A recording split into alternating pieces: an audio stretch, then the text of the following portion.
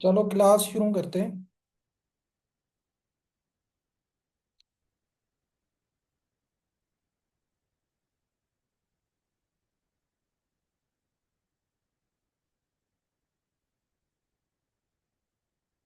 अच्छा, तो last class में ना हमने यहाँ तक पढ़ा था बैक्टीरियल डिजीज। ये इनके हमने सिनोनिम्स और काजेटिव एजेंट्स पढ़े थे। ये यहाँ तक हमने किया था। ये जस्ट नाम और इनके काजेटिव एजेंट्स बताए थे। आज इन डिजीजेस की कुछ क्लासिफिकेशन पढ़ते हैं। ये हम पैथोलॉजी भी पढ़ेंगे जब वेटनरी कैप्सूल से वहां पे भी आएंगी। तो आपने यहाँ पे जितनी लिखी हुई है इनको समझने की कोशिश कर दें। सबसे पहले एनडी डिजीज, जिसको न्यू कैसल डिजीज कहा जाता है या रानीखेत कहा जाता है। और ये वायरल प्रॉब्लम है बर्ड्स में। ऊपर हमने पढ़ा था यहाँ पे। ठीक हो गया। इसके नाम भी बताए थे, नीमोएन्सेफलाइटिस, एबोला वायरस या पैरामिक्सो से ये होती है। आज इनकी क्लासिफिकेशन समझते हैं। ध्यान रखिएगा, देखो ना, ऐसे एनडी को हम रटा नहीं मारेंगे, नहीं इसको वो सारा याद रखेंगे कि ये क्या क्या चीजें। पेपर पॉइंट ऑफ व्यू से आपने जहन में बिठाना है जो चीजें इंपॉर्टेंट हैं इसकी, जहाँ से क्वेश्चन आ सकते हैं। सबसे पहले तो काजिटिव एजेंट हमने कल ही पढ़ लिया था, इसका एबोला वायरस एंड पैरामिक्सो वेरिडाई, ये फैमिली है इसकी, एबोला वायरस से ये होता है। इसके होते हैं तीन स्ट्रेंथ्स होती हैं या सब टाइप्स होते हैं न्यू कैसल या एनडी डिजीज के। ठीक हो गया। एक होता है वेलोजेनिक, दूसरा होता है मिजोजेनिक, तीसरा होता है लेंटोजेनिक। मतलब इनकी जो है ना पैथोजेनिसिटी कितनी है डिजीज की, कैसे वो ज्यादा मोर्टेलिटी काज करवाते हैं, इस हिसाब से इनको डिफरेंट टाइप्स हैं इसके या डिफरेंट स्ट्रेंथ्स इसको कहा जाता है। तो यहाँ से क्वेश्चन, ये इनके तीन स्ट्रेंथ्स होते हैं, सब टाइप्स होते हैं रानीखेत डिजीज के: वेलोजेनिक, मिजोजेनिक एंड लेंटोजेनिक। आपने यहाँ से याद रखना है कि खतरनाक कौन सा है जो ज्यादा मोर्टेलिटी करवाता है। पेपर में आ चुका है ये भी क्वेश्चन, और ये आता है पेपर में। तो आपने याद रखना है वेलोजेनिक जो इसका सब टाइप है या स्ट्रेन है, ये हाईली पैथोजेनिक है। ठीक हो गया। ये बहुत ही ज्यादा मोर्टेलिटी काज करवाता है बर्ड्स में। तो ये एक एमसीक्यूज आपने यहाँ से याद रखना है इसके सब टाइप से, कि एनडी के तीन फॉर्म्स होते हैं: एक वेलोजेनिक, मीजोजेनिक, लेंटोजेनिक। ठीक हो गया। तो उस हिसाब में से जो वेलोजेनिक होता है वो बहुत ही ज्यादा खतरनाक डेंजरस होता है, इसमें सबसे ज्यादा मोर्टेलिटी होती है। तो एक एमसीक्यूज एनडी से ये बन रहा है। अभी दूसरी चीज आपने याद रखनी है, मेडिसन में भी मैं बता दूं आपको, यहाँ जो जितने भी डिफरेंट एनिमल्स की डिजीजेस हैं उनमें आप देखेंगे आपको साइंस सेम मिलेंगी। मतलब जैसे डायरिया है, वोमिटिंग है, स्नीजिंग है, ब्रीथिंग का प्रॉब्लम है, ये सेम मिलेगा। हमेशा हर डिजीज की एक अलग यूनिक पहचानने का तरीका होता है। और पेपर के हवाले से आपने सिर्फ वो याद रखना है, क्योंकि वहां पे आपको क्वेश्चन पेपर में ये नहीं देगा कि इसकी ओवरऑल क्लिनिकल साइंस बता के मुझे बताएं। ठीक है, वो वह आपको एक देगा या जो है स्टेटमेंट में देगा, आपसे कहेगा कि ये किस डिजीज की साइन है, तो आपने वो याद रखनी है। बाकी अभी आप सब में देखेंगे आपको ये स्नीजिंग, वीजिंग, पैरालिसिस, ये सारी चीजें नजर आएंगी। आपने याद रखना है एनडी में दो चीजें वेरी इंपॉर्टेंट है पेपर के हवाले से, जो पेपर में आते हैं। वो है ट्विस्टिंग ऑफ नेक, नंबर दूसरा है ग्रीनिश डायरिया। दो चीजें जब भी स्टेटमेंट में आ गई ये वाली, कि नेक की जो है ना ट्विस्टिंग, मतलब एक दफा एक तरफ मुड़ गई, बर्ड्स की जो नेक होती है ट्विस्ट कर जाती है, उसके साथ क्या नजर आता है? ग्रीनिश डायरिया, ग्रीन कलर का डायरिया आता है। तो ये डायरेक्ट आपने डायग्नोस करना है कि ये एनडी है। ठीक है, पेपर पॉइंट ऑफ व्यू से। सही है। पेपर में अगर स्टेटमेंट में वो तीन चार उसकी साइंस दे देता है, पैरालिसिस भी है, सिनीजिंग भी हो रही है, ये चीजें आपको समझ नहीं आ रही, दो चीजों पे आपने फोकस करना है कि अगर स्टेटमेंट में ये दो चीजें हैं, जिसमें एक है ट्विस्टिंग ऑफ नेक, दूसरा है greenish of green green colour का डायरिया या जिसे ग्रीनिश डायरिया कहा जाता है, तो ये डायरेक्ट ऑप्शन में आपने एनडी का ही सोचना है। ठीक हो गया, ये दो साइंस मेजर है एनडी की। उसके बाद जैसे पोस्टमार्टम किया जाता है बर्ड्स का, जिनकी मोर्टेलिटी होती है, तो उनमें भी कुछ चीजें देखी जाती हैं। तो एनडी की इंपॉर्टेंट क्या है कि क्या होता है, हेमरेजेस जो होते हैं, ब्लीडिंग के जो निशान होते हैं वो कहाँ कहाँ पे बनते हैं, ये भी आपने याद रखना है। नंबर वन, प्रोवेंटिकुलस, जो स्टमक का पार्ट है जिसमें केमिकल डाइजेशन होती है, उसमें आपको हेमरेजेस नजर आएंगे। दूसरा है इंटेस्टाइनल वाल, या इसको कहा जाता है सीकल टोन्सिल्स। ठीक हो गया, इसे क्या कहा जाता है? ये इंटेस्टाइन की वाल होती है जो सीका को जो है ना स्मॉल इंटेस्टाइन से जंक्शन पे ये एक वाल होती है जिसे सीकल टॉन्सिल्स कहा जाता है। जिन्होंने काम किया होगा या पोस्टमार्टम किया होगा उसे पता होगा, ठीक हो गया। तो आपने सिंपली याद रखना है कि इंटेस्टाइन की वाल पे और प्रेवेंटिकुलस पे जब हेमोरेजेस देखे जाते हैं तो ये किसके पोस्टमार्टम लेशन से हैं? ये हैं न्यूकैसल डिजीज एनडी के, ठीक हो गया। यहाँ वो सिकल टॉन्सिल दे दे या इंटेस्टाइन वाल दे दे, बात एक ही है। बाकी सारी चीजें दूसरी डिजीजेज में भी होती हैं। तो हम जो है ना इसको डिफरेंशिएट इन दो चीजों से करते हैं। अगर वो साइंस क्या दिखाए, twisting of neck and greenish diarrhoea, और अगर जब उसका पोस्टमार्टम किया जाए तो प्रोवेंटिकुलस पे हेमरेजेस नजर आएंगे, और एक सिकल टॉन्सिल्स होती है जिसे यहाँ इंटेस्टाइन वाल होता है, वो भी पूरा आपको ब्लड से भरा हुआ मिलेगा। तो ये दो इसके पोस्टमार्टम लेशंस होते हैं एनडी को पहचानने के लिए। या पेपर में जब भी ये चीजें आ गई स्टेटमेंट में, आपने डायरेक्ट ऑप्शन में एनडी देखना है, ठीक हो गया। ये एनडी को पहचानने का तरीका है पेपर में, सही होगा। तो एनडी को आपने यहाँ तक याद रखना है। और इसके तीन फॉर्म्स हैं, वेलोजेनिक, मीजोजेनिक एंड लेंटोजेनिक। और यहाँ से क्वेश्चन क्या है, हाईली पैथोजेनिक कौन सा है या हाईली डेंजरस कौन सा है? कोई भी वर्ड दे दे या कोई कॉमन कौन सा है, तो आपने याद रखना है वेलोजेनिक जो फॉर्म है वो हाईली डेंजरस है न्यूकैसल डिजीज का, ठीक होगा। ये आपने याद रखना है। उसके बाद आईबीडी। आईबीडी किसे कहते हैं? गंबोरो डिजीज को कहते हैं। ये ऊपर भी हमने पढ़ा था गंबोरो डिजीज। यहाँ इसका फुल नाम क्या है? Infectious bursal disease. इसका काजेटिव एजेंट हमने कल पढ़ा था, बेरना वायरस से ये होती है, ठीक हो गया। वायरल प्रॉब्लम है ये भी। तो इसमें क्या क्या चीजें होती हैं वो भी आपने याद रखनी है। इसकी साइन क्या है इंपॉर्टेंट? इसकी साइन इंपॉर्टेंट है पिक ऑन वेंट। ये डायरेक्ट आ सकता है पेपर में कि when birds pick their own vent. ये किस डिजीज में होता है?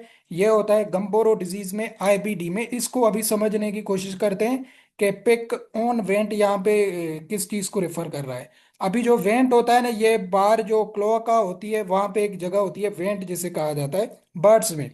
तो बर्ड्स वहां पे क्या करते हैं? स्क्रैच करते हैं। जैसे एलर्जी वगैरह में हम भी, ह्यूमंस भी इंक्लूडिंग, जब कोई एलर्जी वगैरह होती है तो हम हाथों से उसकी स्क्रैचिंग करते हैं।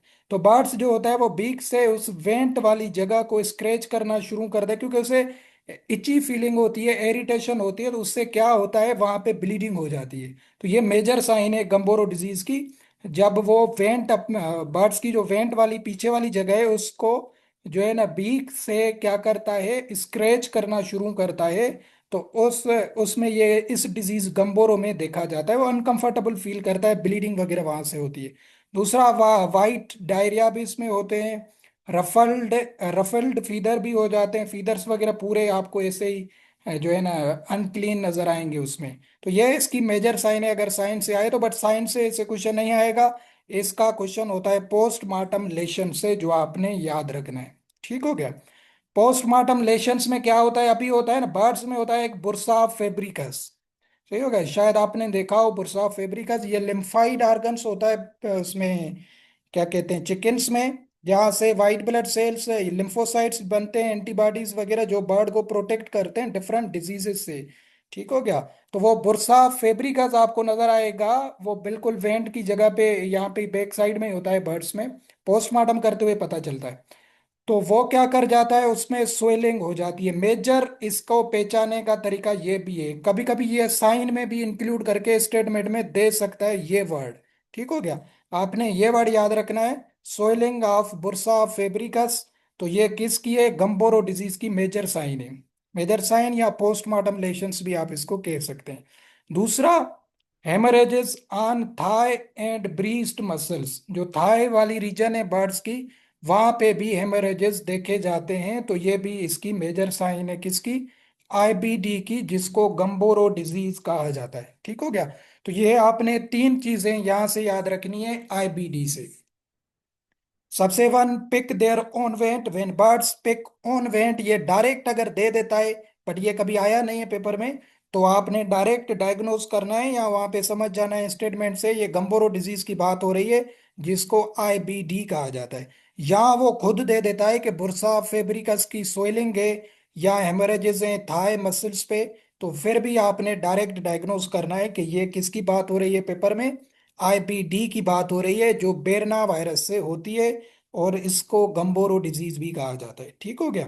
तो ये आपने याद रखना है। तो यहाँ से यहाँ पे जो लिखी हुई है, ये 3 पॉइंट्स इसकी इंपॉर्टेंट है।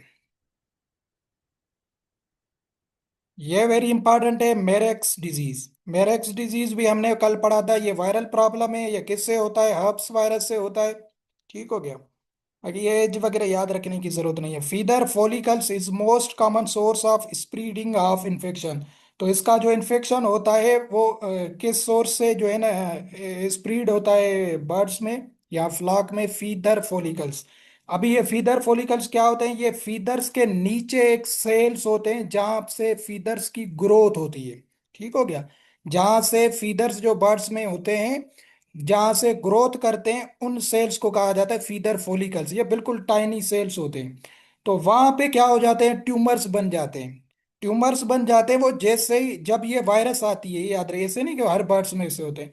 जब ये वायरस इन्फेक्ट करेगी उन बर्ड्स को, तो वो जो टाइनी स्किन होती है, या छोटी स्किन होती है स्मॉल, वहां पे उन सेल्स में ट्यूमर्स बन जाते हैं। जैसे जैसे आहिस्ता आहिस्ता फीदर्स कंप्लीट हो जाते हैं या ग्रोथ करते हैं, तो वो वायरस जो है ना फीदर्स के साथ जुड़ जाती है। फिर जब बर्ड्स आपस में फ्लॉक में साथ रहते हैं, तो जाहिर है वो फीदर्स को पिक करते रहते हैं एक दूसरे को, जो जो है ना लड़ते रहते हैं, या जैसे कैनिबलिज्म कंडीशन भी है। तो उससे क्या होता है? वो वायरस दूसरे बर्ड्स में ट्रांसमिट हो जाती है। तो इसका मेन जो सोर्स है, अगर क्वेश्चन आ जाए, तो वो है फीदर फॉलिकल सेल्स। मेरेक्स डिजीज का एक चीज ये है। दूसरी, साइंस में क्या क्या चीजें हैं इसकी? साइंस में है कि enlargement of branchial and sciatic nerve. ठीक हो गया। तो जर्नली जो मेरेक्स डिजीज है वो जो है ना क्या करती है? नर्वस सिस्टम को भी इफेक्ट करती है, कुछ ऑर्गन्स को भी इन्फेक्ट करती है। जो लिम्फाइड ऑर्गन्स होते हैं मेजर, जो बर्ड्स को बीमारियों से बचाते हैं, उनको ज्यादा इफेक्ट करती है। ठीक हो गया। तो यहाँ पे इस चीज का क्या मतलब है? Enlargement of branchial and sciatic nerve. Branchial जो नर्व होती है, ये विंग्स में मौजूद होती है, इसकी इनलार्जमेंट हो जाती है जब ये वायरस लगता है। तो ठीक हो गया। तो जाहिर है विंग से वो पैरालाइज हो जाएगा। ठीक हो गया। दूसरी है सियाटिक नर्व। ये कहाँ पे होती है? ये लेग्स में होती है, बर्ड्स की नर्व। तो इसकी भी इनलार्जमेंट हो जाती है। जाहिर है जब लेग्स में जो ये नर्व है वो इनलार्ज हो जाएगी, तो वो एबनॉर्मल तस्लीम किया जाएगा। तो जाहिर है उसकी लेग से भी वो पैरालाइज हो जाएगा। ठीक हो गया। उसके बाद लिवर, स्प्लीन, किडनी। तो ये मेन इसकी साइन क्या है? कि ये पैरालाइज हो जाता है बर्ड्स विंग से एंड लेग से। तो मेजर साइन इसकी है कि जब भी आ जाए कि paralysis of wings and leg, but और भी इसके साथ आपको मिला के देगा ताकि आप इसको पहचान सकें, वो भी हम पढ़ते हैं।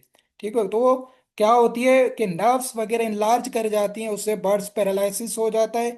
या लिवर, किडनी, ये स्प्लीन वगैरह, इनमें भी सोइलिंग हो जाती है, या कभी कभी छोटे छोटे ट्यूमर्स बन जाते हैं। वो क्या किस में होता है? इस मेरेक्स डिजीज में होता है। फिर क्या होता है? बर्ड्स में कोई और प्रॉब्लम्स भी हो सकते हैं इससे। ठीक हो गया। इसको और भी पढ़ा, क्योंकि इसका एक दो क्वेश्चन आए हुए हैं पास्ट में, वो पास्ट पेपर भी करके क्लियर करवाता हूँ। अक्यूट फॉर्म मोस्ट कॉमन जो है ना इन पाकिस्तान, मोर्टेलिटी रेट 10 to 30%। अभी डिजीजेस के ना डिफरेंट जो है ना फॉर्म्स होते हैं। अक्यूट आपने देखे होंगे, सब अक्यूट, सब क्रोनिक और लास्ट क्रोनिक फॉर्म होता है। तो अक्यूट फॉर्म क्या होता है? जो सडन एंड सेवियर साइंस देता है। ठीक है। जो अचानक से जो है ना स्टार्ट हो जाता है, उसको कहा जाता है अक्यूट फॉर्म किसी भी डिजीज का। ऐसा नहीं कि ये जस्ट मारेक्स का है। हर डिजीजेस में ये फॉर्म्स होते हैं। कुछ डिजीजेस अक्यूट, जैसे अभी टीबी को ट्यूबरकुलोसिस एक क्रोनिक डिजीज होती है ना, वो आहिस्ता आहिस्ता रीजनरेट होती है, आहिस्ता आहिस्ता इफेक्ट करती है, क्योंकि उसका टाइम ज्यादा होता है। बट कुछ डिजीजेस ऐसी होती हैं जो अचानक से हमला करती हैं, तो वो अक्यूट कहलाती हैं, सडन। तो मेरेक्स डिजीज जो है यहाँ पूछा भी जा सकता है, क्योंकि ये बुक में लिखा हुआ है, तो ये पेपर में भी आ सकता है कि कौन सा फॉर्म मेरेक्स डिजीज का कॉमन है पाकिस्तान में। अक्यूट है, सब अक्यूट है, क्रोनिक है, ये दे सकते हैं। तो आपको क्लियर होना चाहिए कि अक्यूट फॉर्म जो है ये मेरेक्स डिजीज का कॉमन है पाकिस्तान में। तो इससे ज्यादा मोर्टेलिटी होती है। ठीक हो गया। जो नर्व्स हैं वो इंक्रीज हो जाती हैं, लिवर, ये स्प्लीन, ये भी जो है ना। और ये होते हैं ब्लोची हेमोरेजिस। ब्लोची हेमोरेजिस किसे कहते हैं? इरेगुलर हेमोरेजिस। इरेगुलर हेमोरेजिस मतलब कुछ हेमोरेजिस ऐसे होते हैं, ब्लीडिंग के निशान कोई यहाँ पे होगा, कोई यहाँ पे होगा, कोई यहाँ पे होगा। तो इसमें यह होता है कि कोई इस जगह पे होगा, कोई इस जगह पे होगा, कोई इस जगह पे होगा, कोई इस जगह पे होगा। इरेगुलर हेमोरेजिस को कहा जाता है ब्लोची टाइप ऑफ हेमोरेजिस। ठीक हो गया। तो अभी क्या क्या वर्ड आ सकते हैं पेपर में, इसको किस तरीके से पहचाने, तो ये आपने कुछ चीजों पे फोकस करना है। नंबर वन, यहाँ से डायरेक्ट ये एमसीक्यूज आ सकता है कि enlargement of branchial and sciatic nerve. Direct MCQ है ये, कि ये किस डिजीज में होता है, डायरेक्ट आपका जवाब होना चाहिए मेरेक्स डिजीज में होता है। दूसरा, paralysis of wings and legs, ठीक हो गया, तो ये भी किस में होता है, मेरेक्स डिजीज में होता है। तीसरा, ये क्वेश्चन भी आ सकता है कि कौन सा जो है ना इसका फॉर्म मोस्ट कॉमन है पाकिस्तान में, तो वो अक्यूट फॉर्म है, ठीक हो गया। ये भी आ सकता है ब्लोची टाइप ऑफ हेमोरेजेस किस डिजीज में होते हैं, क्योंकि ये चीजें आप देखेंगे फिर दूसरी डिजीज में आपको नजर नहीं आएंगी। जैसे आपने एनडी में देखा, ट्विस्टिंग हो रही थी, ग्रीनिश डायरिया हो रहा था, तो ये चीजें आपको अभी मेरेक्स में नजर नहीं आ रही हैं। प्रोवेंटिकुलस में आपको यहाँ पे हेमरेजेस मिल रहे थे, सिकल टॉन्सिल्स में मिल रहे थे, ये मेरेक्स में आपको नहीं मिल रहे हैं। ठीक है, तो मैंने आपको कहा कि हर डिजीज के डिफरेंट अपीयरेंस होती है, वो आपने याद रखनी है, बाकी सारी चीजें याद नहीं रखनी है। ऐसा नहीं है कि मेरेक्स डिजीज में स्नीजिंग नहीं होगी, ये चीज रिस्पायरेशन का प्रॉब्लम नहीं होगा, क्योंकि ये मेजर वायरल प्रॉब्लम है, तो ये छोटे छोटे और प्रॉब्लम्स भी साथ में लाते हैं। बट मेन चीजें पेपर के हवाले से ये चीजें जो आपने चीजें ये याद रखनी है, ठीक हो गया, जो चीजें मैंने आपको बता दी। मतलब नर्वस सिस्टम, दूसरे ये लिम्फाइड ऑर्गन है ना, ये स्प्लीन क्या है, लिम्फाइड ऑर्गन है, ठीक हो गया। किडनीज ये भी जो है ना वो सोयल कर जाती हैं, लिवर सोयल कर जाता है, तो ये भी चीजें इसमें देखी जाती हैं। मतलब इसमें ट्यूमर्स का वर्ड आपको मिल सकता है, ठीक हो गया, कि ट्यूमर्स जब इन पे ऑर्गन्स पे होते हैं या फीदर्स पे होते हैं, विंग्स लेग से पैरालिसिस हो जाता है, तो आपने डायरेक्ट मेरेक्स डिजीज को डायग्नोज करना है, ये ट्यूमर्स वगैरह बनते हैं यहाँ पे। तो उसके बाद अभी ना एक क्वेश्चन यहाँ से आया था, बट ये इसकी माइक्रोस्कोपिक जो है ना एग्जामिनेशन पूछी गई थी, वो मैं क्वेश्चन आपको दिखाता हूँ, और जो है ना उसको डिस्कस करते हैं, ताकि ये क्वेश्चन भी क्लियर हो जाए और कुछ भी मेरेक्स के बारे में आपको पता चल जाए, ठीक है। तो उस क्वेश्चन को देख के हम जो है ना मेरेक्स डिजीज को और समझते हैं।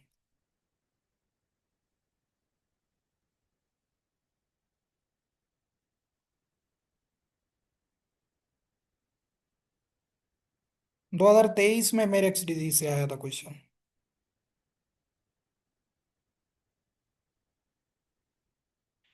बट आपने हमेशा जहन में बिठाना है, ये लिम्फोसाइट वाइट ब्लड सेल ये लिम्फाइड ऑर्गन पे ज्यादा इफेक्ट करती है। 27 नंबर क्वेश्चन, इसको समझते हैं और इससे रिलेटेड मेरेक्स डिजीज को और ज्यादा एडवांस में समझते हैं। क्या क्वेश्चन दिया है कि माइक्रोस्कोपिक लेशंस इन मेरेक्स डिजीज ट्यूमर्स इंक्लूड। ट्यूमर्स वो कह रहा है कि बनते हैं कहाँ कहाँ पे बनते हैं, कैसे बनते हैं, ये मेरेक्स डिजीज का पूछ रहा है। नंबर ए ऑप्शन क्या दिया है, पेलियोमार्फिक लिम्फोसाइटिक सेल, ठीक हो गया। नंबर बी ऑप्शन दिया है homogeneous population of lymphoblast. C option दिया है none of these. D option दिया है ऑल ऑफ दीज। ये पेपर टेक्निक्स हम पढ़ेंगे पेपर से पहले, ठीक है। जिस भी ऑप्शन में ऑल ऑफ दीज आ गया, बराए मेहरबानी आपने करना है, ठीक है, ये मैं आपको सिखाऊंगा। ये एसपीएससी एक दो क्वेश्चन ऐसे निकालता है, जाके रिसर्च करें, जिसमें ऑल ऑफ दीज है वो अकॉर्डिंग टू आंसर की करेक्ट होता है। मोस्ट प्रोबेबली 99% उसका चांस होता है कि वो ऑल ऑफ दीज ही होगा। तो ये मैं आपको पेपर टेक्निक्स पेपर जब आएंगे क्लोज, तो ये हम पेपर्स समझेंगे कि पेपर्स को कैसे हल किया जाता है। तो ये आपको पता चल गया अभी इसका आंसर ऑल ऑफ दीज है, जब भी SPS all of these option the veterinary में, ठीक है। बाकी सम केसेस में होते हैं जो है ना ये चीजें नहीं भी होती हैं, जो ट्रिक्स बता रहा हूँ, बट विटनरी में ये मोस्टली जितने भी मैंने पेपर देखे ऑल ऑफ दीज का ऑप्शन होता है, वो होता है, करेक्ट होता है। अगर क्वेश्चन नहीं आता तो फिर आपने ये रिस्क लेना है, ठीक है। अभी हम समझते हैं ये ऑल ऑफ दीज होगा। पेलियोमार्फिक लिम्फोसाइट, अभी ये लिम्फोसाइट सेल्स तो आपको पता है, जो लिम्फोसाइट्स बनाते हैं या जो एंटीबॉडीज बनाते हैं, ये फिजियो में भी हमने पढ़ा था। पेलियोमार्फिक किसे कहा जाता है, जब सेल डिफरेंट साइज या शेप के होते हैं। Cells are different in size and shape, ठीक हो गया, साइज एंड शेप में सेल्स डिफरेंट, क्योंकि ये है माइक्रोस्कोपिक लेशंस, जो लेशंस बने हुए हैं उनको माइक्रोस्कोप पे कैसे नजर आते हैं, ये वो पूछ रहा है, ठीक है। ये आपको नजर नहीं आएंगे नेक्ड आई से, ये माइक्रोस्कोप के थ्रू देखे जाते हैं ट्यूमर सेल। तो क्या होते हैं उनमें, जो सेल्स होते हैं वो डिफरेंट साइज के, मतलब जो मेरेक्स डिजीज में ट्यूमर बनता है, उस ट्यूमर में जो सेल्स होते हैं वो पेलियोमार्फिक होते हैं, मतलब वो डिफरेंट साइज एंड शेप के होते हैं, ठीक है। मतलब कुछ रेक्टेंगुलर हो गए, इस सेंस में होता है ना सेल डिफरेंट साइज या शेप के, कुछ स्मॉल हो गए, कुछ राउंड हो गए, इस फॉर्म में होते हैं ये लिम्फोसाइटिक सेल। दूसरा क्या है, होमो का मतलब होता है सिमिलर। ठीक है, क्या मतलब होता है होमो का? होमो का मतलब होता है similar. Homogeneous population of lymphoblast. अभी लिम्फोब्लास्ट कैसे कहते हैं? लिम्फोब्लास्ट कहा जाता है इमेच्योर सेल्स ऑफ लिम्फोसाइट। जो व्हाइट ब्लड सेल या लिम्फोसाइट्स जो होते हैं वो इमेच्योर फॉर्म में होते हैं, उनको लिम्फोब्लास्ट कहा जाता है। तो वो इमेच्योर फॉर्म में क्या होते हैं? सेम लुक करते हैं। वो जो सेल्स होते हैं ट्यूमर के इमेच्योर फॉर्म में, वो क्या होते हैं? आइडेंटिकल होते हैं, ट्वेन होते हैं इस सेंस में आपसे कि मतलब होंगे एबनॉर्मल, क्योंकि ट्यूमर तो एबनॉर्मल सेल्स है ना, वो नॉर्मल नहीं है। एबनॉर्मल है, बट वो जब इमेच्योर फॉर्म में होते हैं वो क्या होते हैं? वो आइडेंटिकल होते हैं, सेम होते हैं। मतलब ऑल सेल्स जो होंगे ना वो या तो बहुत ही ज्यादा बिग होंगे या यंग होंगे, इस सेंस में मतलब सेम टाइप में वो आपको नजर आएंगे। तो उसको कहा जाता है होमोजीनियस। ये और ये दोनों साइंस हैं किसकी? मेरेक्स डिजीज की।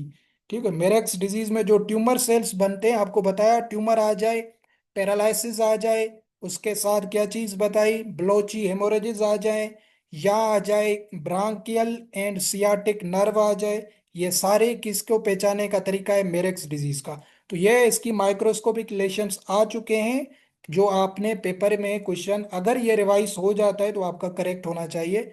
तो आपने इसमें कंफ्यूज नहीं होना। अगर फिर भी नहीं आता तो ये देखें, लिम्फोसाइटिक सेल हैं ये दोनों। तो आपको बताया ये लिम्फाइड ऑर्गन्स पे इफेक्ट करती है। तो लिम्फाइड ऑर्गन क्या करते हैं? लिम्फोसाइट्स बनाते हैं। ठीक है, क्या करते हैं? लिम्फोसाइट्स बनाते हैं ना, जो लिम्फाइड ऑर्गन्स होते हैं, जिसमें स्प्लीन वगैरह भी आता है, पेयर ऑफ पेचिस आते हैं, टॉन्सिल से, थाइमस से, ये सारे क्या है? लिम्फाइड ऑर्गन है। लिम्फोसाइट्स बनाते हैं, एंटीबॉडीज बनाते हैं ताकि बॉडी को प्रोटेक्ट किया जाए। ठीक है, वो एनिमल्स की हो, ह्यूमंस की हो, किसकी भी हो। तो अगर फिर भी नहीं आता तो ये लिम्फोसाइट्स दोनों में है ना। तो लिम्फोसाइट है तो ये ट्यूमर्स तो लिम्फोसाइटिक फॉर्म में ही आएंगे। तो ये ऑल ऑफ दीज होगा। तो ये एक क्वेश्चन आया था जो आपको यहाँ पे क्लियर करवा दिया। इसके ये माइक्रोस्कोपिक रिलेशंस है जो यहाँ पे मौजूद नहीं है इस बुक में। ठीक हो गया? तो ये माइक्रोस्कोप से अगर देखा जाए तो उसमें क्या होते हैं कि कुछ सेल जो होते हैं वो डिफरेंट शेप या साइज के नजर आते हैं, ट्यूमर सेल। ठीक हो गया? और कुछ सेल जो होते हैं वो जो एबनॉर्मल होते हैं वो आइडेंटिकल या ट्विंस नजर आते हैं मेरेक्स डिजीज में। ये एक आपको पॉइंट और भी क्लियर हो गई मेरेक्स डिजीज की। और एक किससे होती है? ये हर्प्स वायरस से होती है। और फीदर फॉलिकल्स ये कॉमन सोर्स होता है इसको स्प्रीडिंग होने का डिफरेंट बर्ड्स में। ठीक हो गया? ये थी मेरेक्स डिजीज। बाकी ये इतनी इंपॉर्टेंट नहीं है। जो है ना लिम्फाइड ल्यूकोसिस, या जिसको हमने ऊपर पढ़ा था एवियन ल्यूकोसिस, बिग लिवर डिजीज, आपको ऑलरेडी बताया था। तो ये इतनी इंपॉर्टेंट नहीं है पेपर के हवाले से, बट इसको भी थोड़ा सा समझ लेते हैं। किससे होती है रूटा वायरस या ओनको वेरिडाई? ये कल भी हमने पढ़ा था, रोटो वायरस, रोटा वायरस या ओनको वेरिडाई। ठीक हो गया? हॉरिजेंटल, ये लास्ट में आपको बताता हूँ, हॉरिजेंटल एंड वर्टिकल। ये सारी डिजीजेस पढ़ लें, फिर मैं आपको बताता हूँ लिस्ट करवा के कि हॉरिजेंटल ट्रांसमिट कौन सी होती है, वर्टिकल ट्रांसमिट कौन सी होती है। ठीक हो गया? यहाँ पे फिलहाल कंफ्यूज ना हो आप। तो लिम्फाइलिकोसिस में क्या होता है? Comb shrivelled and bluish discolouration, pale wattle diarrhoea and massive enlargement of liver. हमने कल पढ़ा था, इसको कहा जाता है बिग लिवर डिजीज। ठीक हो गया? जिसमें लिवर जो है ना बहुत ही ज्यादा सोयल कर जाता है। तो ये इसका मेजर है। बाकी ऐसा कोई चीज इंपॉर्टेंट नहीं है। जो कॉम्ब एंड वेटल होता है उसका कलर पेल हो जाता है, फीका हो जाता है, या ब्लूइश कलर का हो जाता है। तो जो कॉम्ब ऊपर की तरफ होता है और वेटल जो होता है बर्ड्स में। ठीक हो गया? तो उसमें डिस्कलरेशन हो जाती है, तो ये लिम्फाइड ल्यूकोसिस में होती है। बाकी मेजर साइन इसकी यही है कि क्या होता है कि जो है ना लिवर जो है ना वो इनलार्जमेंट कर जाता है, इसलिए इसको बिग लिवर डिजीज कहा जाता है। ठीक है? बाकी और भी साइन होंगी, वेट भी लॉस होगा, एब्डोमेन भी इनलार्ज हो, तो मोस्ट साइन इस तकरीबन सब में जो है ना वो ज्यादा होती है। तो ये एक आपने याद रखनी है, लिवर की इनलार्जमेंट इसमें होती है, बट ये इतनी इंपॉर्टेंट नहीं है इसकी साइन। या पोस्टमार्टम लेशंस, इसका कॉजेटिव एजेंट आ सकता है। वो क्या है? रूटा वायरस, जो आपको ऑलरेडी बता दिया। ठीक है? तो ये पोस्टमार्टम या साइन से एक दो क्वेश्चन आते हैं। वो जो मेजर डिजीजेज हैं जैसे एनडी है, गंभोरो है, अभी हम पढ़ेंगे एवियन इन्फ्लुएंजा है, तो इनसे आते हैं। बाकी इन छोटी छोटी डिजीजेस के लेशंस वगैरह नहीं आते। तो इनका कॉजेटिव एजेंट आपको जस्ट पता हो किससे होती है, रूटा वायरस से होती है ये। फिर आते हैं, यह भी मेजर डिजीज है, ब्रोनकाइटस। ठीक हो गया, इन्फेक्शियस ब्रोनकाइटस या आईबी डिजीज, ये किससे होती है? कोरोना वायरस से। ये पॉजिटिव एजेंट 2023 में आ चुका है, कल आपको दिखाया भी था पेपर। तो इसमें ये क्वेश्चन आपका आ चुका है, इसकी साइंस यहाँ पोस्टमार्टम से नहीं आया है। तो आप भी, हम इसकी साइंस भी पढ़ते हैं, पोस्टमार्टम लेशंस क्या है। सबसे पहले आपको इसका पॉजिटिव एजेंट क्लियर हो गया, कोरोना वायरस से ये होती है। तो इसमें क्या होती हैं, जो है ना, साइंस में क्या क्या चीजें, कफिंग, स्नीजिंग, ये तो सभी सारी चीजें हो गई। आपने याद रखना है, यहाँ पे ये शायद इसने नहीं लिखा है, इसमें एबनॉर्मल ब्रीथिंग साउंड होता है। ठीक है, ये लिखा भी हुआ है, रिस्पायरेशन साउंड। ठीक है, रिस्पायरेशन जो साउंड होता है वो एबनॉर्मल होता है, मतलब सांस लेने में, या जिसे टीबी वगैरह होती है ना, वो आप देखेंगे सांस लेने में आपको थोड़ा सा अजीब लगेगा, ह्यूमंस का बता रहा हूँ। एज सच बर्ड्स में भी ना ब्रीथिंग के दौरान साउंड अजीब नजर आता है, या जिसे एबनॉर्मल साउंड कहा जा सकता है, वो इस डिजीज में होता है, जिसे कहा जाता है, जो है ना, इन्फेक्शियस ब्रोनकाइटिस। तो उसके लिए टर्मिनोलॉजी क्या है? पोल्ट्री पैथोलॉजी में उसे रेल्स कहा जाता है। क्या कहा जाता है? रेल्स कहा जाता है। ठीक हो गया, ये किसे कहा जाता है? एबनॉर्मल ब्रीथिंग साउंड को। तो ये वर्ड आपने याद रखना है, कोई भी आपको साइंस दे देता है, कफिंग है, स्नीजिंग है, जो है ना, रिड्यूस एग प्रोडक्शन है, तो ये रेल्स भी अगर लगा हुआ है, तो रेल्स का क्या मतलब होता है? Abnormal breathing sound. तो ये आईबी को पहचानने का तरीका है। फिर या इसमें क्या होता है? इसमें होता आता है रिड्यूस एग प्रोडक्शन, या अल्ब्यूमिन में पानी आ जाता है, जो वाइट क्वालिटी होती है, मतलब पूर क्वालिटी का एग भी बनता है लेयर में। ठीक हो गया, या एग्स मिस शेप हो जाते हैं। वेरी इंपॉर्टेंट एमसीक्यूज है ये वाला अभी जो बता रहा हूँ, मिस शेप एग्स। ये काफी बुकलेट्स में ना, पोल्ट्रीज के एमसीक्यूज में ये क्वेश्चन निकला हुआ है कि मिस शेप एग कौन सी बीमारी में बनते हैं पोल्ट्रीज में? तो मिस शेप एग्स जो हैं वो बनते हैं आईबी डिजीज में। ये वर्ड आपने याद रखना है, क्योंकि एल्ब्यूमिन में पानी वगैरह भर गया, ये हो गया, शेप उसकी पूरी चेंज हो जाती है, शेल जो होता है बाहर वाला वो सॉफ्ट हो जाता है। तो मतलब एक का जो शेप होती है वो बिल्कुल ही डिजेनरेट हो जाती है आईबी डिजीज में, जिसे कहा जाता है इन्फेक्शियस ब्रोनकाइटिस। तो ये मेजर इसकी साइंस है, याद रखना है आपने। रिस्पायरेशन का साउंड एबनॉर्मल हो जाएगा, जिसे रेल्स कहा जाता है। दूसरा, एग्स जो होते हैं वो मिस शेप्ड हो जाते हैं। तो ये वर्ड आपने याद रखना है, मिस शेप्ड है किस में होता है? आईबी डिजीज में होता है। ठीक हो गया, तो ये आपने याद रखना है। और दूसरा क्या होता है? पोस्टमार्टम लेशंस में म्यूकस भर जाता है, रिस्पायरेटरी ट्रैक्ट, किडनी पेल, स्वालन, विसरल गाउट, ये चीजें। तो ये इतनी इंपॉर्टेंट चीजें नहीं है। बाकी यहाँ पे क्या होता है, जो ब्रोनकाई होती है ना, वहां पे प्लग बन जाता है, ये भी इसके पोस्टमार्टम लेशंस में आता है। प्लग बन जाता है, वाइट कलर की आपको प्लग नजर आएगी उसके ब्रोनकाई ट्रेकिया के साथ, इस तरीके से सीधी बिल्कुल होती है। शायद किसी ने पोस्टमार्टम में देखा हो इसको ना, उसको भी, आईपी को इस तरीके से भी पहचाना जाता है। ठीक है, वाइट कलर का मटेरियल आपको नजर आएगा, जिसको प्लग कहा जाता है। ठीक हो गया, तो वो किस में आता है? प्लग किस में बनती है? वो बनती है आईबी डिजीज में, इन्फेक्शियस ब्रोनकाइटिस में। ये भी आपने याद रखना है। Infectious bronchitis, misshapen egg, abnormal breathing sound, corona virus. ठीक हो गया, और ये प्लग बन जाती है ब्रोनकाई में, जो लंग्स वगैरह तक कनेक्ट करता है। तो ये इन्फेक्शियस ब्रोनकाइटिस। फिर आता है फाउल पॉक्स। फाउल पॉक्स किससे होती है? एवी पॉक्स से होती है। ठीक है, किससे होती है? एवी पॉक्स से होता है ये। इसमें क्या क्या चीजें इंपॉर्टेंट हैं, ये भी हम पढ़ते हैं। अभी इसके ना दो फॉर्म से यहाँ पे इन्होंने लिखे हैं। अभी पॉक्स है तो आपको पता है, पॉक्स ये स्किन से रिलेटेड है। टू फॉर्म्स हैं, dry pox and wet pox. जो ड्राई पॉक्स होता है वो कहाँ पे? जहाँ पे फीदर्स नहीं होते हैं। ठीक है, जहाँ पे फीदर्स नहीं है, जैसे कोम्ब है, वेटल है, आई लिड है, लेग्स वगैरह हैं, तो वहां पे जो पॉक्स वगैरह बनेंगे, तो उसको कहा जाता है ये क्यूटिनस या dry form of fowl pox. ठीक हो गया, और जो वेट होता है वो माउथ कैविटी या ओरल कैविटी, रिस्पायरेशन ट्रैक्ट में अगर पॉक्स के निशान होते हैं, तो वो उसको उस किस कैटेगरी में दिया जाता है? वेट में। जैसे टंग है, माउथ है, ट्रेकिया है, वहां पे अगर जो है ना हेमरेजेस वगैरह बनते हैं, तो वो कहाँ, उससे कहा जाता है ये wet form of fowl pox है। तो ये क्या है? नोड्यूल्स वगैरह बनते हैं अपर रेस्पिरेटरी ट्रैक्ट या डाइजेस्टिव सिस्टम में, जिसमें माउथ, लंग्स, ट्रेकिया, इसोफेगस, यहाँ पे ये चीजें होती हैं। नेक में, कॉम्ब में, वेटल, आईलिड, ये तो इसके इतने इंपॉर्टेंट चीजें नहीं है। या पेपर के हवाले से कभी आ सके तो, बट ये आपने याद रखना है, नोड्यूल्स वगैरह बनते हैं। डाइजेस्टिव ट्रैक्ट पे भी बन सकते हैं जैसे मैंने आपको बताया, और अपर रेस्पिरेटरी ट्रैक्ट जैसे नेजल कैविटी है, नोज है, वहां पे भी ये चीजें हो सकती हैं। लंग्स में, ट्रेकिया में, ये सारे इंटरनल ऑर्गन्स में भी ये पॉक्स वगैरह या नोड्यूल्स बन सकते हैं। ठीक हो गया। तो ये आपने याद रखना है, बट इसका कॉजेटिव एजेंट याद होना चाहिए एवी पॉक्स, तो पॉक्स वायरस से ही होती है। फिर आती है ये पहली डिजीज, हमने कल ये भी पढ़ी थी, एवियन एनसेफलोमेलाइटिस, किससे होती है? पिकोरना वायरस से ये होती है। ठीक हो गया। तो ये इंसेफ्लो वर्ड आपको हमेशा पता है, ब्रेन से रिलेटेड है, तो ये न्यूरोलॉजिकल प्रॉब्लम है कोई, तो न्यूरोलॉजिकल है मतलब इन कोऑर्डिनेशन है, डिप्रेशन है, तो वो उसमें ट्रिमर्स, मसल्स की शिवरिंग वगैरह हो रही है। और जो है ना, एज सच कोई इसकी इंपॉर्टेंट साइन नहीं है, बस इसका कॉजेटिव एजेंट पेपर के लिए इंपॉर्टेंट है, वो जो है पिकोरना वायरस, आपने याद रखना है। ठीक हो गया। ये ब्रेन से रिलेटेड कोई प्रॉब्लम है। फिर आता है इन्फेक्शियस लेरेंगोट्रेकाइटिस।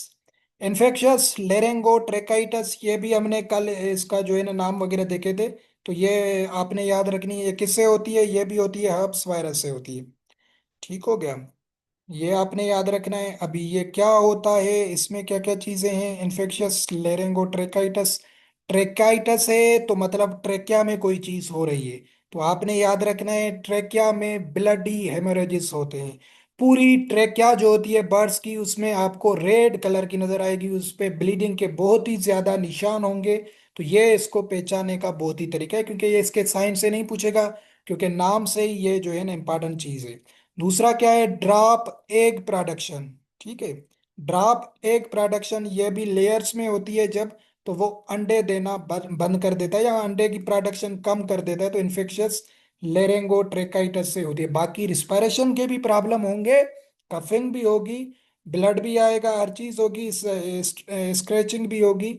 बाकी आपने ये याद रखना है, ट्रेकिया जो है उसमें बहुत ही ज्यादा ब्लड भर जाता है, सेवियर टाइप का ब्लड आ जाता है, इसलिए इसको ट्रेकाइटस कहा जाता है। और जो लेरेंक्स है वहां पे भी इन्फ्लामेशन वगैरह नजर आती है, तो इसलिए इसको लेरेंगो ट्रेकाइटस कहा जाता है।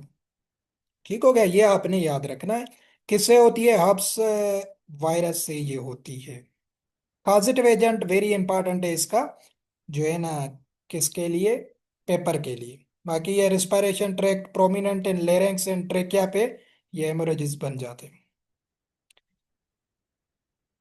अभी 1 मिनट है, जितना डिस्कस कर सके इन्फ्लुएंजा वायरस को कर सकते हैं। इसको बर्ड फ्लू भी कहा जाता है, और फाउल प्लग भी कहा जाता है, एवियन इन्फ्लुएंजा को। ठीक हो गया। Avian influenza, poultry bird avian influenza virus family very very important है, 2023 में ये भी आ चुकी है, कल दिखाया था क्वेश्चन। आर्थो मैक्सोवेरिडाई। ठीक हो गया। ये सारी भी इन्फ्लुएंजा जितनी भी हैं, हॉर्स इन्फ्लुएंजा भी है, जिसे जो है ना अक्वाइन इन्फ्लुएंजा कहा जाता है, तो ये सारी इस फैमिली से होती हैं, आर्थो मैक्सोवेरिडाई से। ठीक हो गया। जो है एवियन इन्फ्लुएंजा वायरस है, जिसे जो है ना, क्या क्या चीजें हैं इसके? दो टाइप्स हैं, एक है लो pathogenicity avian influenza virus LPI, दूसरी होती है हाई। ठीक हो गया। डिवाइडेड है। इसमें क्या क्या चीजें याद रखनी है? मेजर साइन क्या है भाई? लेस देन 1 मिनट है, आपने फिर दोबारा ज्वाइन किया करना है। पे पर्पल डिस्कलरेशन ऑफ वेटल इनको वेरी वेरी इंपॉर्टेंट साइन है, इसको पहचानने का तरीका वेटनरी ऑफिसर के पेपर में। ठीक हो गया।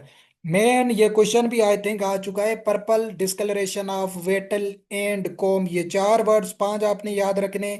स्टेटमेंट में देगा, डायरेक्ट हिट होनी चाहिए एवियन इन्फ्लुएंजा। ठीक हो गया, जिसे बर्ड फ्लू कहा जाता है।